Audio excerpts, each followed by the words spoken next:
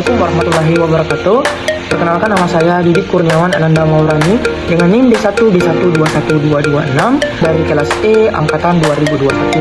Nah, pada video kali ini saya akan menjelaskan tugas mata kuliah farmasi rumah sakit terkait pengendalian persediaan obat di rumah sakit. Untuk itu, mari kita saksikan. Yang pertama atau poin pertama, saya akan menjelaskan tentang definisi dari pengendalian persediaan obat. Nah, pengendalian persediaan obat ini merupakan proses perencanaan, pengelolaan, kemudian pengawasan terhadap stok obat di suatu fasilitas kesehatan, contohnya rumah sakit, kemudian apotek, kemudian puskesmas, dengan tujuan untuk memastikan bahwa obat ini tersedia dalam jumlah yang cukup pada waktu yang tepat dengan biaya yang efisien, atau dengan kata lain merupakan upaya untuk mengatur persediaan obat agar tidak terjadi kelebihan, overstock, dan juga kekurangan atau stock out, serta memastikan mutu atau kualitas obat ini tetap terjaga. Kedua, yaitu membahas tentang tujuan pengendalian persediaan obat.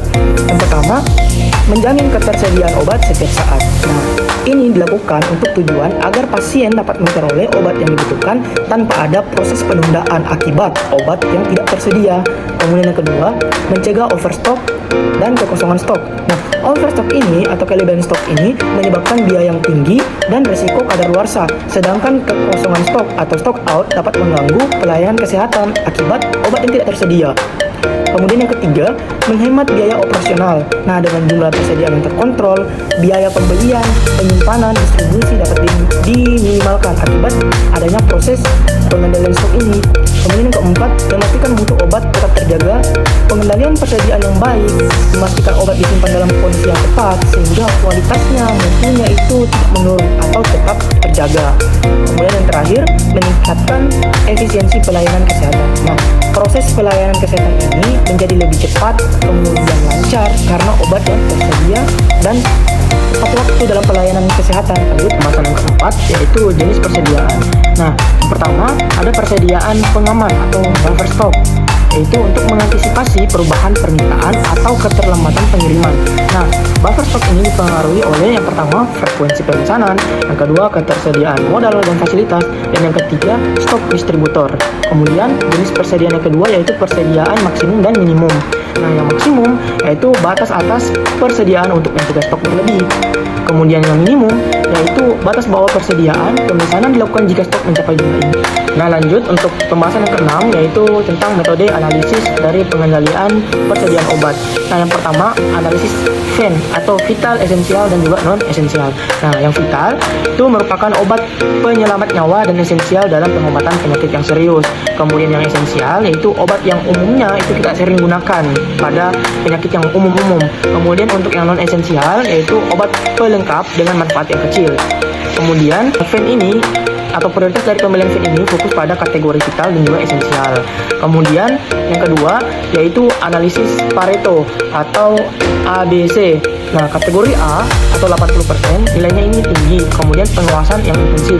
Kemudian untuk kategori B yaitu 15% atau pengawasan periodik. Kemudian kategori C dengan 5% yaitu pengawasan yang minimal. Nah, analisis yang kedua ini itu membantu untuk rasionalisasi pemesanan dan efisiensi anggaran. Menggabungkan kedua metode ini untuk memprioritaskan pembelian dan pengelolaan obat berdasarkan kepentingan dan juga berdasarkan dengan biaya yang ada. Lanjut, biaya dalam pengelolaan persediaan. Yang pertama, biaya penyimpanan, yaitu biaya untuk risiko hilang, kadaluarsa, dan juga pemborosan sumber daya. Kemudian yang kedua, biaya pemesanan, itu administrasi, pemantauan, pemesanan, dan tenaga kerja. Yang ketiga, biaya distribusi, yaitu meliputi pengemasan, pengiriman, dan juga formulir. Kemudian yang terakhir, yaitu biaya pemeliharaan, itu meliputi kebutuhan dana untuk fasilitas gudang, dan juga risiko semakin besar dengan jumlah stok. Nah, untuk pembahasan penutup, yaitu manfaat atau keuntungan pengendalian persediaan obat ini. Yang pertama, efisiensi anggaran atau biaya. Nah, pengeluaran untuk pembelian obat lebih terencana dan terukur dengan adanya pengendalian persediaan obat ini. Kemudian menghindari pemborosan. Nah, tidak ada stok obat yang rusak atau kadaluarsa karena pengelolaan pengendalian yang tepat. Kemudian meningkatkan kepuasan pasien. Nah, pasien juga akan merasa puas karena obat yang mereka butuhkan itu selalu ada atau tidak kekurangan karena ada stoknya.